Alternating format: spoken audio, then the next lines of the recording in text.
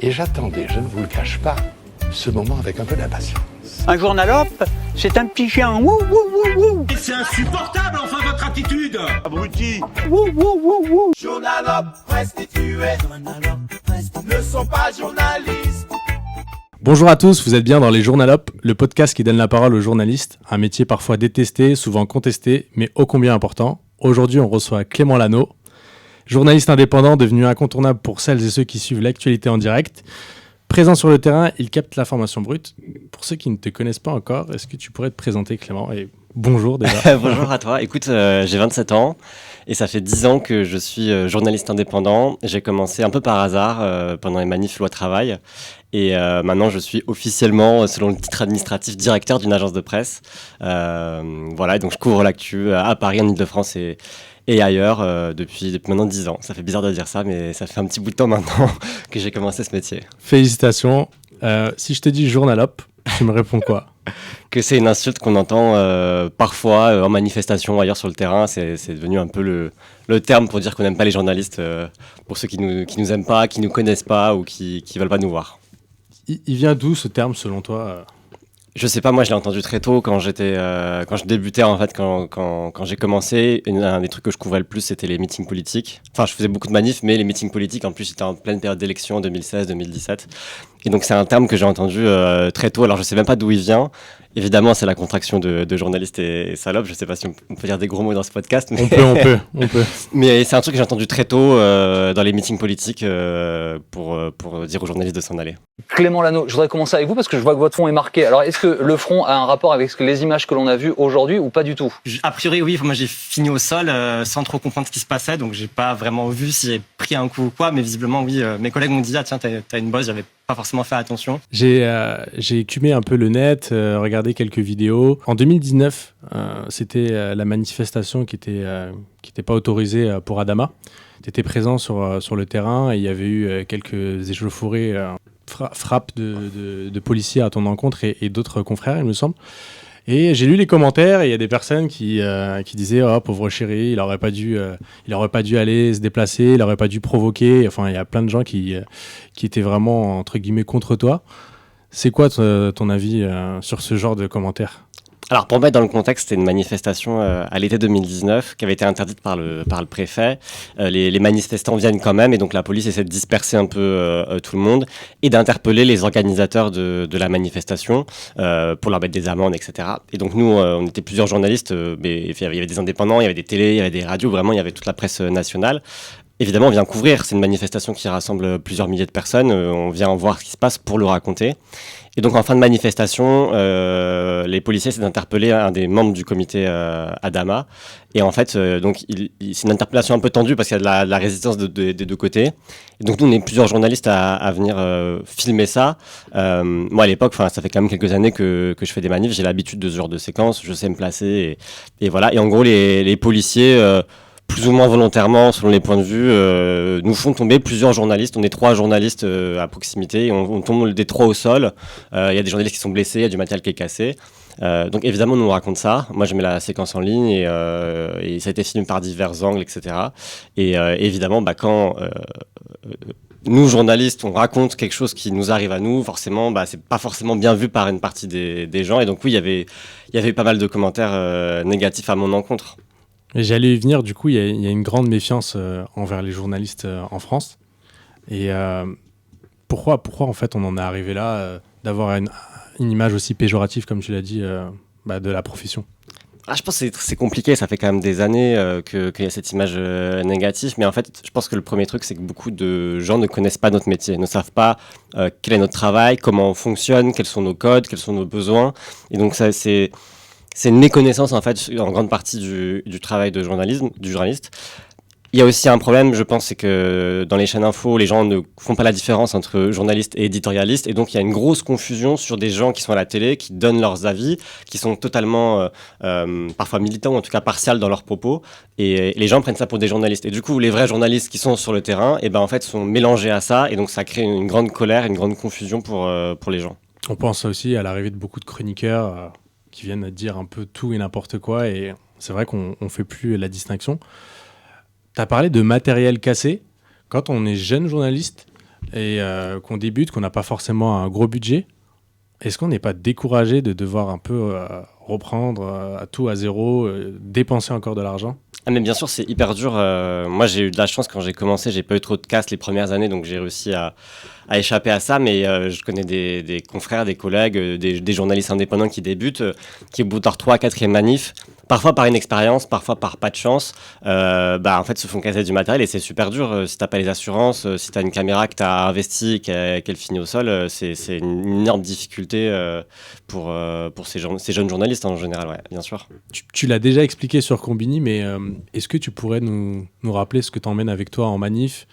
C'est quoi en gros ton setup ? T'es équipé comment pour ceux qui connaissent pas et qui... Ça dépend des manifs. Je vais prendre le cas d'une manif très tendue, comme par exemple les Gilets jaunes en 2018, ou une manif comme un 1er mai où on sait que là ça va être assez chaud. Évidemment un casque. Moi je prends un casque de ski parce que ça protège les oreilles aussi, c'est un petit détail mais c'est important. Un masque à gaz pour me protéger des gaz lacrymogènes.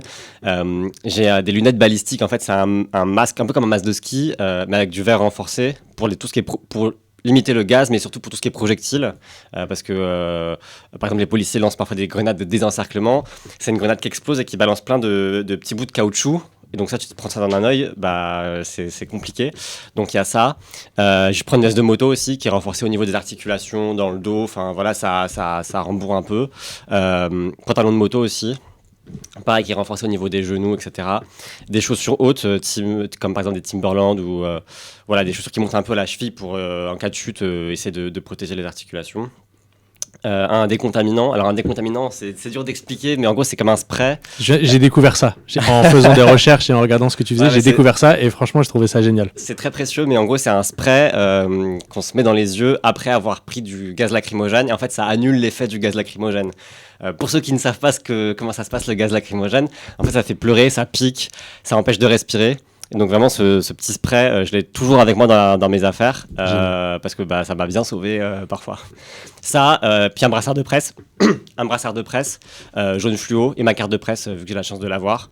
C'est un peu et ma caméra, mais c'est un peu les indispensables pour se protéger. Ça suffit pas toujours, mais c'est une bonne base. Samedi avait lieu une manifestation à l'appel de syndicats, d'associations de partis de gauche contre le racisme à Paris. Manifestation lors de laquelle le journaliste Clément Lano a reçu un coup de matraque à la tête par un policier. Sur les vidéos, on voit cette scène, le policier qui le fait d'abord tomber à terre et ensuite qui lui porte un coup sur la tête. La pète de partout. Ah la vache.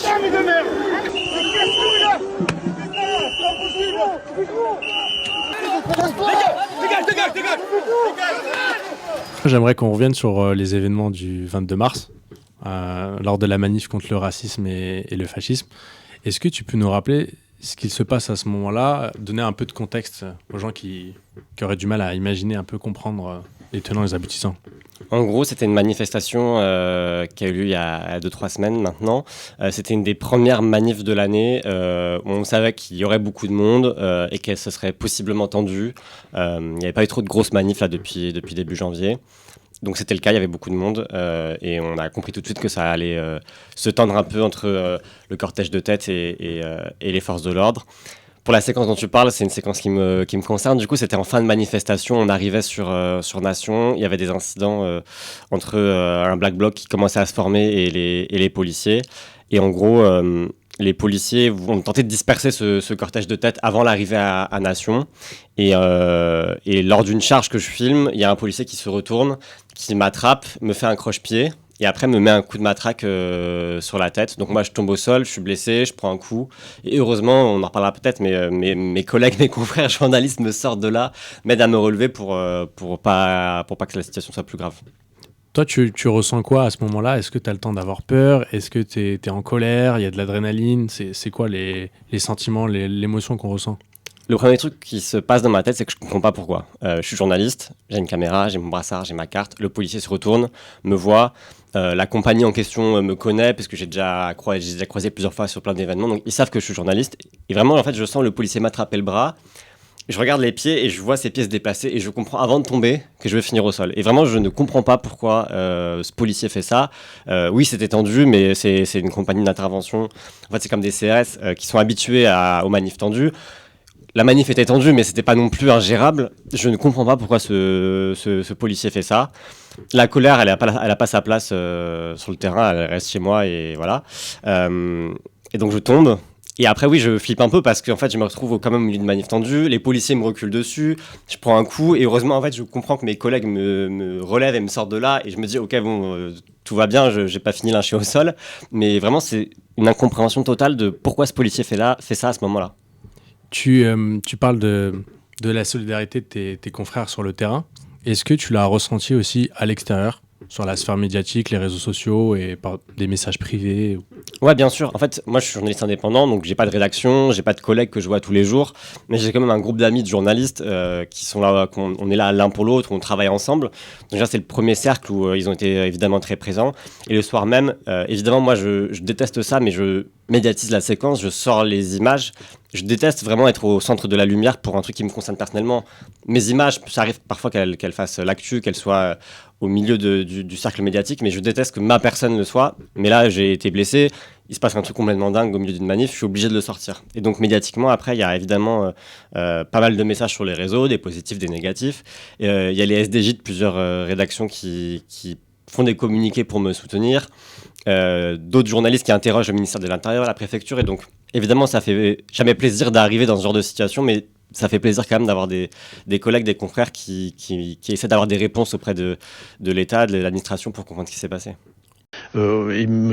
Clément Lano se trouve derrière eux et il se passe ce qui s'est passé. Voilà, mais sauf que sur les images, il n'a pas l'air d'être bousculé. On a l'impression que le policier délibérément le fait tomber au sol. Peut-être que c'est une erreur, peut-être que... Non, le policier, en reculant, effectivement, percute un individu qui est derrière lui. Il y avait mais énormément... le coup de matraque, il est pas... Il y avait énormément d'individus qui les prenaient à partie. Donc ils ont été pris à partie côté gauche, côté droit. Ça n'arrêtait pas physiquement. Donc voilà, c'était extrêmement violent. La scène, les scènes d'agression dont ils ont fait l'objet étaient violentes. Et c'est dans la manœuvre de repli qui s'est passé cet incident. Voilà, moi j'ai un rapport administratif qui ne me laisse pas penser qu'il y a de faute du fonctionnaire de police. Donc il n'y aura pas de sanction selon vous. Il donne effectivement un coup de matraque sur le casque de M. Sur un Lano. journaliste qui a un brassard jaune fluo avec écrit mais presse dessus. Il ne le voit pas tout de suite. Vous savez, dans la manœuvre de repli, on ne voit pas. Il n'avait pas vu qu'il y avait quelqu'un, ça je peux vous le dire, et il n'avait encore moins vu que c'était un journaliste. En parlant de la préfecture de police, Laurent Nunez, lors d'une interview, qui est le préfet de police de Paris, a essayé de minimiser l'acte du policier en le qualifiant, je cite, le coup n'est pas donné avec une grande vigueur. Est-ce que ça en dit pas long sur le fait qu'on peut frapper un journaliste en toute impunité en France et limite, on a l'impression que c'est cautionné? Je sais pas si tu es d'accord. Moi, j'ai pas compris cette réponse-là. À partir de quelle vigueur le coup est acceptable et à partir de quelle vigueur le coup n'est pas acceptable? Enfin, ça n'a aucun sens de dire ça. Que ce soit un journaliste ou pas un journaliste. En l'occurrence, moi, je suis journaliste, je suis au sol, j'ai attaqué personne, donc vraiment, je n'ai pas compris cette réponse-là. Et en plus, j'ai pas non plus compris l'autre partie de sa réponse qui dit que j'étais de dos, enfin que le policier était de dos, qu'il ne m'a pas vu, alors que les images publiées le soir même montrent que le policier se retourne, me voit, m'attrape. Enfin, vraiment, la réponse était vraiment pour moi complètement à côté de la plaque sur ça. Je comprends que le préfet n'ait pas critiqué son policier sur les médias et il est dans son rôle dans ce sens-là. Mais juste une réponse en disant on espère que Clément Lano va bien, on a rappelé les règles aux policiers, une enquête est en cours, ça aurait fait l'affaire. Mais là, c'est une réponse vraiment qui, en fait, à la fois sur les réseaux, auprès de mes confrères et tout, énerve encore plus tout le monde et qui n'est pas compréhensible en fait quand on voit les images de la séquence. En plus, on imagine que si tu n'étais pas équipé de ton casque, je pense que c'est au niveau de l'arcade sourcilière, si je dis pas de bêtises, et à mon avis... Ouais, clairement. En fait, ça allait tellement vite que du coup, le coup, je le sens même pas sur le moment, plus j'ai mon casque. C'est vraiment en voyant après les images que je me dis, ah putain, j'ai pris un coup de matraque. Heureusement, j'ai pas été blessé à ce niveau-là, c'est plus la chute sur le dos qui m'a blessé. Mais oui, enfin, le croche-pied, non. Un coup sur quelqu'un au sol, non. Enfin, voilà. Et la réponse du préfet, vraiment, et en plus, la préfecture, ils me connaissent. Voilà, je suis journaliste indépendant, mais je travaille avec toutes les rédactions nationales. Donc, je sais qu'ils suivent mon travail et qu'ils regardent attentivement, justement, toutes les images que je publie en manifestation, parce que souvent, elles se retrouvent après à la une quand il y a ce genre de séquence. Donc, ils savent que je suis un journaliste correct. Et même si je n'étais pas un journaliste correct, frapper quelqu'un au sol, ça n'a pas sa place comme ça. Bien sûr. Est-ce que tu as lancé des démarches contre le policier ? J'ai fait un signalement à l'IGPN. J'attends un retour, c'est des choses qui sont parfois longues. Le signalement, c'est administratif. Le dépôt de plainte, je le garde encore à ma disposition. Je suis encore blessé, en fait, pour tout dire. J'ai encore du mal à marcher, à courir. Donc, j'attends de passer tous les examens médicaux, de voir comment la blessure disparaît ou pas. Mais la plainte, elle arrivera sûrement dans les prochains jours, prochaines semaines. On a Rémi Buzine, journaliste chez Brut, qui a déclaré avoir déjà été attaqué en marge des manifestations du 1er mai en 2023 par la même unité. Est-ce que vous avez échangé? Qu'est-ce qu'il t'a dit? Bien sûr, on a échangé avec Rémi, c'est l'un de mes amis. En fait, on est souvent ensemble sur le terrain depuis maintenant 10 ans. Donc évidemment, et puis c'est lui qui filme une partie de la séquence, c'est lui qui me relève en partie. Donc évidemment, on a échangé. Et oui, en fait, Rémi, il a vécu la même chose il y a 2 ans. C'était en 2022, si je dis pas de bêtises, sur une manif du 1er mai, où la même compagnie, la 12CI, Rémi est au sol et pareil, coup de matraque sur Rémi alors qu'il est au sol, qu'il est identifiable.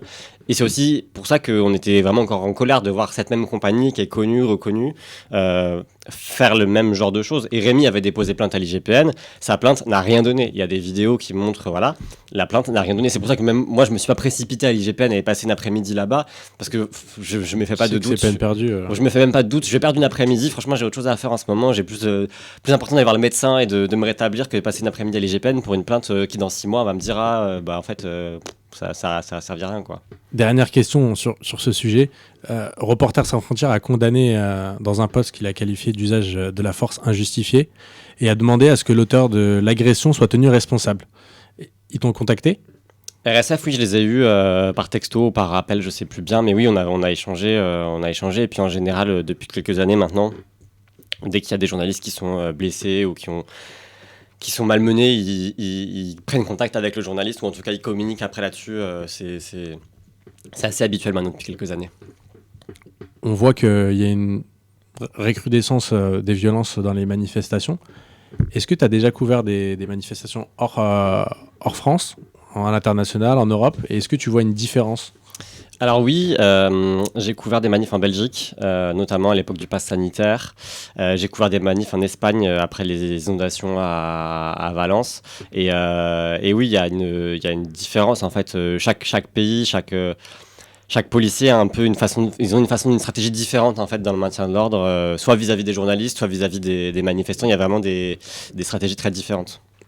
Tu trouves que nos policiers sont de plus en plus répressifs en France, ou est-ce qu'il y a des policiers à l'étranger qui sont un peu plus calmes, un peu moins violents? C'est dur de faire un classement des policiers ou des pays les plus violents. Mais par exemple, en Espagne, il y a un système qui est démocratisé, c'est que les journalistes ont des gilets jaunes ou des gilets bleus fluo avec marqué presse, ce qui fait qu'en fait tous les journalistes sont identifiables. Il n'y a pas de notion d'avoir une carte de presse, pas de carte de presse. En plus, la carte de presse, moi je l'ai autour du cou sur les manifs, mais c'est pas forcément le truc le plus visible. C'est pour ça que j'ai rajouté un brassard. Mais par exemple, voilà, en Espagne, il y a ce truc-là que tous les journalistes, t'arrives dans une manifestation en Espagne, tous les journalistes ont un gilet fluo et du coup, quand il y a des charges, des choses comme ça, que la situation est confuse, on est vachement plus identifiable. C'est un système qui n'existe pas du tout, par exemple, en France. Tu disais au micro de Combini en 2023 que c'était dur de voir des gens blessés. Aujourd'hui, est-ce que tu penses avoir des séquelles psychologiques face à cette violence? Je ne sais pas si j'ai des séquelles psychologiques, mais je connais des collègues qui ont dû aller voir un psy pendant plusieurs mois, notamment après les Gilets jaunes. Par exemple, moi pendant les Gilets jaunes, devant l'Assemblée nationale, acte je ne sais plus combien, il y a un manifestant en fait, qui ramasse une grenade et qui perd sa main. Et donc, moi, je suis à côté et je vois sa main, ce qu'il en reste en fait.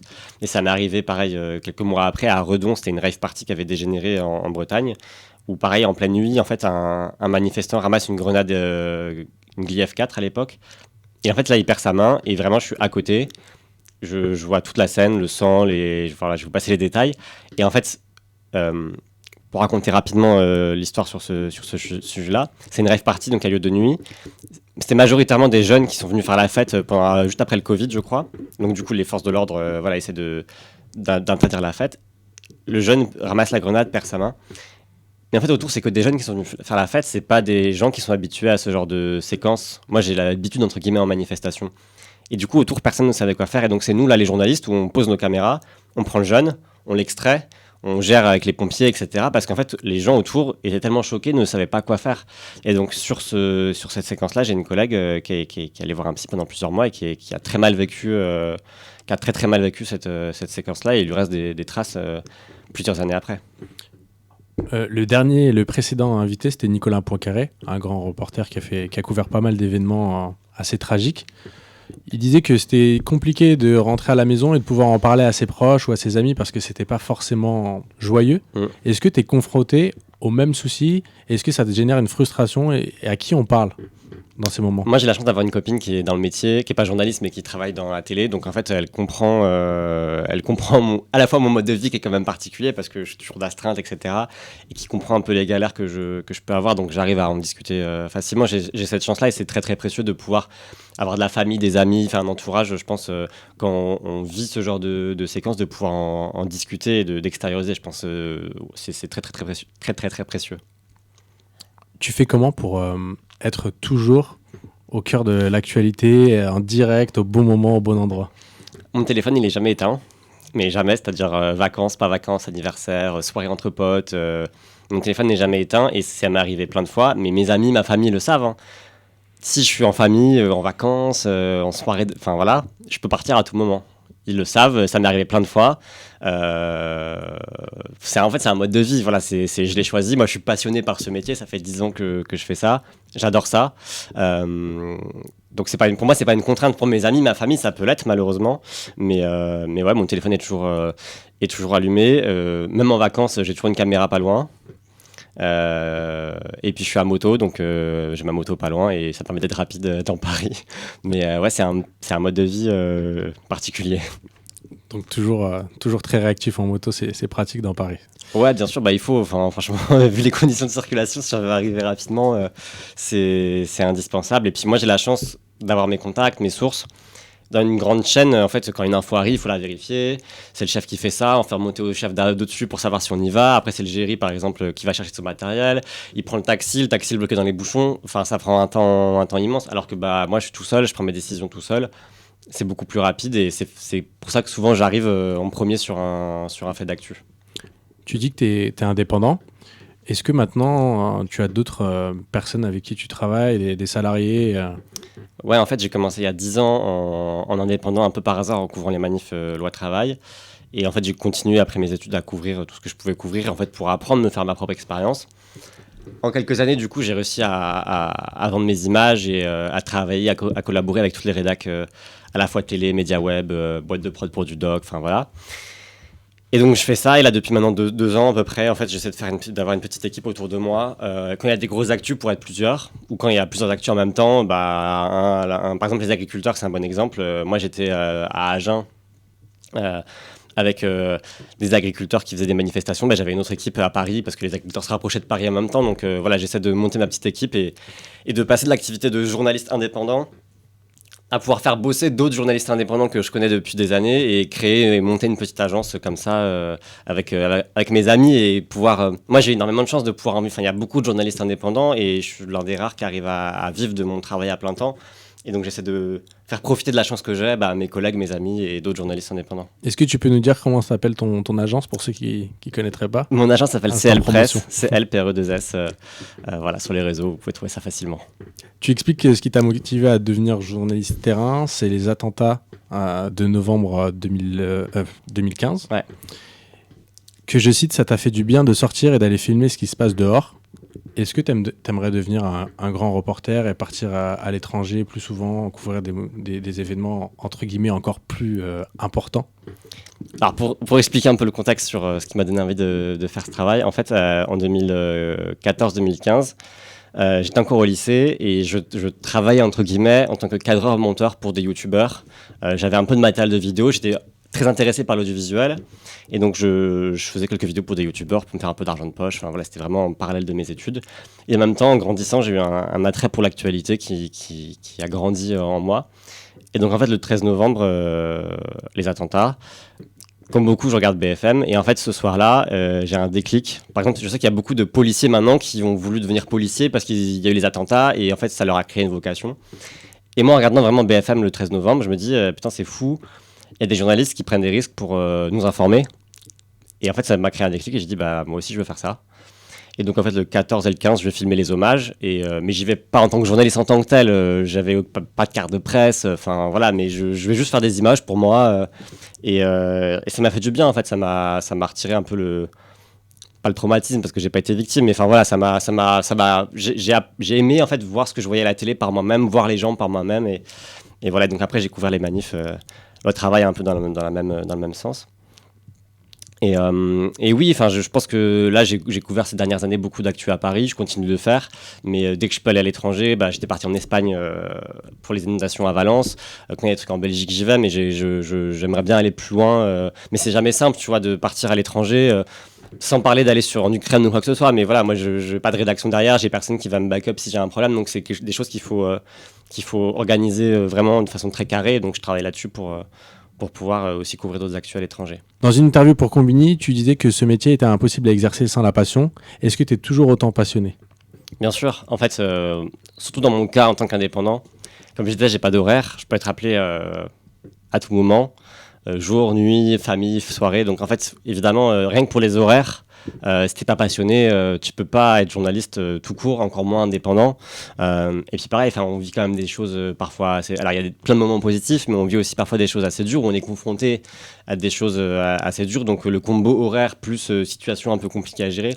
Si on n'est pas passionné par le fait de donner la parole aux gens, transmettre une info, être là où les autres ne sont pas là, en fait on peut pas être... on peut pas être journaliste. Pour moi c'est impossible de se dire je suis sur un truc d'actu, mince, je finis mon shift dans 15 minutes, je vais rentrer et puis je saurais pas comment ça va se terminer. Enfin, moi, je serait impossible pour moi d'être dans cette situation-là. Donc la passion, c'est important, et je pense que le jour où je suis plus passionné, j'arrête de faire du terrain et je ferai sûrement autre chose, mais j'arrêterai le terrain, je pense. Aujourd'hui, si un jeune te demande si ça vaut la peine de se lancer dans le journalisme, tu lui dis quoi ? S'il est passionné, il faut qu'il y aille à fond. Il faut qu'il y aille à fond, il ne faut pas qu'il réfléchisse. Je pense que j'ai eu beaucoup de chance, mais je suis un peu la preuve qu'on peut réussir, soit en indépendant, c'est quand même très dur, ou aller dans une rédaction sans école, sans contact, sans milieu autour qui t'aide. Il suffit d'être sur le terrain, d'apprendre. En fait, moi, j'ai commencé mes premières manifs. Je savais même pas ce que c'était un CRS, j'avais pas de casque, j'ai tout appris vraiment de zéro.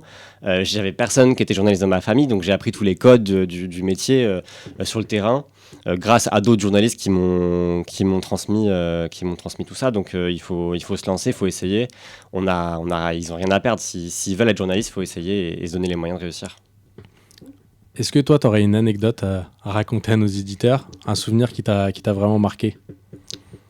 Un truc qui m'a marqué, ça va être dur d'en faire un, mais je pense que le premier truc qui m'a marqué dans ma carrière, c'est ma première carte de presse.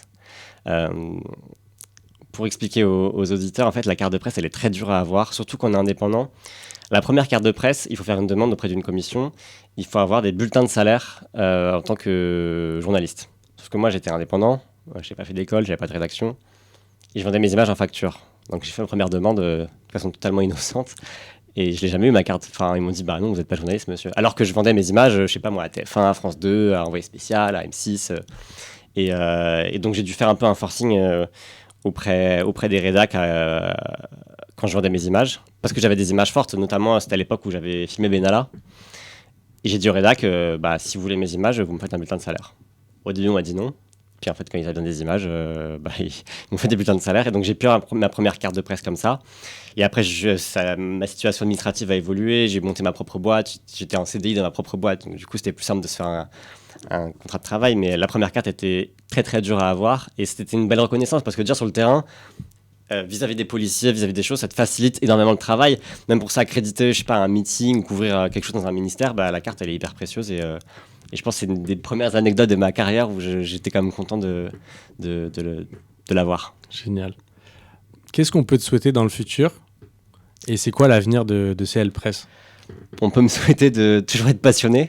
Ça reste quand même un métier qui est très fatigant. Et quand on discute avec des vieux journalistes, il y en a qui parlent de la motivation. Je sais que ça peut peut-être m'arriver un jour. Enfin, je veux dire, un jour, peut-être je serai fatigué de me lever à 6h du mat, à 4h du mat, d'être réveillé. Ça, j'en suis conscient. Donc, moi, tant que je peux rester motivé, je serai heureux. Et pour CL Presse, que je reste motivé et que je continue de faire ce travail. Non, mais l'agence a vocation à se développer. J'espère embaucher du monde dans les prochains mois et pouvoir toujours donner la parole aux gens et continuer d'être sur le terrain et de faire bien mon travail. Clément, on te remercie pour ton passage. Et je te souhaite tout le meilleur. Merci pour la suite. aussi. J'espère que le podcast vous a plu. Si c'est le cas, n'hésitez pas à me le faire savoir. un petit like, un petit commentaire. On peut toujours aussi partager. En attendant, prenez soin de vous et à très bientôt. Un journalope, c'est un petit chien. Wouh, wouh, wouh, wouh. C'est insupportable, enfin, votre attitude. Abruti. Wouh, wouh, wouh, wouh. Journalope, presque tué. Ne sont pas journalistes.